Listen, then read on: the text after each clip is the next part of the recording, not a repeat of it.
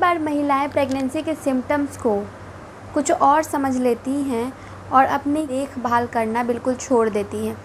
Implantation bleeding को कैसे पहचानेंगी कि वो इम्प्लांटेशन ब्लीडिंग यानी प्रेगनेंसी का सिम्टम्स है या फिर पीरियड है।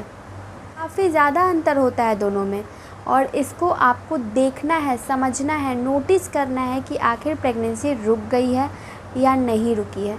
चलिए इस वीडियो को शुरू करते हैं। इम्प्लांटेशन ब्लीडिंग होती कब है, तो चलिए सबसे पहले ये जानते हैं।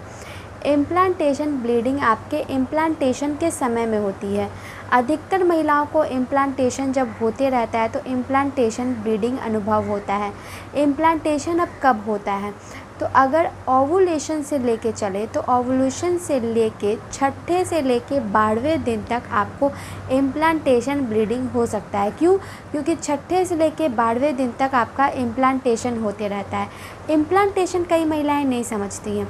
इम्प्लांटेशन होता है कि आपका जो गर्भ है वो रुक चुका है, यानी कि एम्ब्रो तैयार हो चुका है और गर्भाशय की दीवार पर वो जाके जब चिपकता है, इस तरीके से जब चिपकता है, तो अगर किसी दीवार पे कुछ चिपकता है तो वहाँ के स्किन को थोड़ा सा वो खुरदुरा करता है चिपकने के लिए, कि वो गिरे नहीं, वो स्किन को थोड़ा सा खुरदुरा करके वो चिपकता है।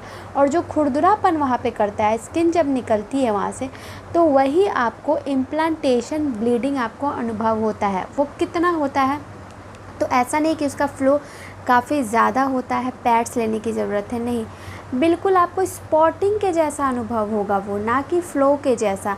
स्पॉटिंग, और वो कब रहता है, कितने दिन तक रहता है, तो इम्प्लांटेशन ब्लीडिंग के मैक्सिमम डेज है, मतलब ज़्यादा से ज़्यादा आपको 1 से 2 दिनों तक रह सकता है। लेकिन कम से कम जैसे कि आपको इम्प्लांटेशन ब्लीडिंग उसी समय ही महसूस हुआ, उसी घंटे महसूस हुआ, फिर कभी नहीं आया हो, तो इस तरीके से इसकी अवधि है कि ये कम से कम कितने दिन तक रह सकता है और ज़्यादा से ज़्यादा कब तक महसूस हो सकता है।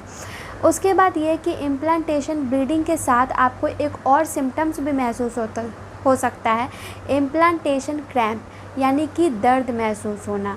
ये इम्प्लांटेशन क्रैम्प आपको अपने पेट के निचले हिस्से में महसूस होगा, यानी कि गर्भाशय जहाँ स्थित होती है वहाँ पे पेट के निचले हिस्से में एब्डोमिनल एरिया में महसूस होगा। ये क्रैम्प पीरियड के क्रैम्प के जैसा बिल्कुल भी नहीं होता है।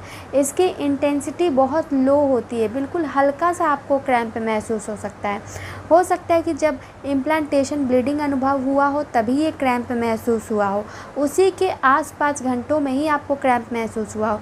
ना ही ये क्रैम्प बहुत दिनों तक रहता है और ना ही इसकी इंटेंसिटी ज़्यादा दिनों तक रहती, ना ही इसकी इंटेंसिटी ज़्यादा रहती है। अब ये कि क्या इम्प्लांटेशन ब्लीडिंग सारी महिलाओं को महसूस होती है शुरुआती प्रेगनेंसी में, तो यहाँ मैं आप लोगों को बता दूँ, बिल्कुल भी नहीं। मैंने एक ही लेडी के एग्ज़ाम्पल लिए हैं, उसकी फर्स्ट प्रेगनेंसी में इम्प्लांटेशन ब्लीडिंग और इम्प्लांटेशन क्रैम्प बिल्कुल भी महसूस नहीं हुआ। वहीं उसकी सेकंड प्रेगनेंसी में उसे इम्प्लांटेशन ब्लीडिंग और इम्प्लांटेशन क्रैम्प महसूस हुआ।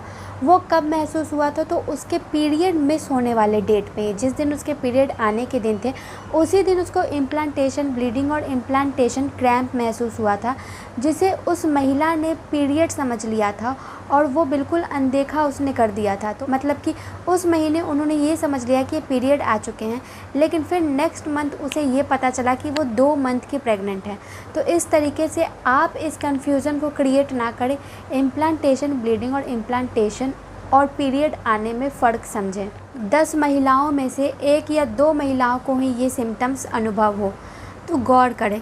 आई होप कि आपको ये वीडियो पसंद आया हो। वीडियो पसंद आया हो तो वीडियो को लाइक, चैनल को सब्सक्राइब और कमेंट करते जाएं। धन्यवाद।